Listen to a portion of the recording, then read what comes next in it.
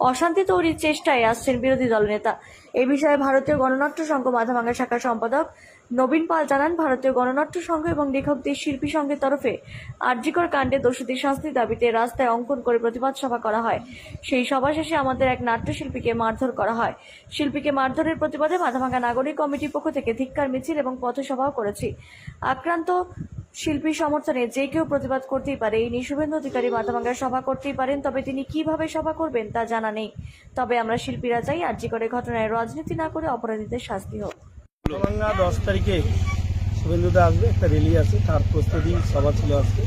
সমস্ত কার্যকর্তাদের নিয়ে, শীতলকুচি সমস্ত কার্যকর্তাদের নিয়ে আমরা এখানে বসলাম এবং পরবর্তী নিশিগঞ্জে মাথাভাঙ্গা কার্যকর্তাদের নিয়ে এবং সমস্ত জায়গা থেকে কার্যকর্তারা আসবে শুভেন্দুদার মিটিংয়ে। ভালো একটা মূলত কি ইস্যু নিয়ে এই আমি জানি যে আমাদের সমাজ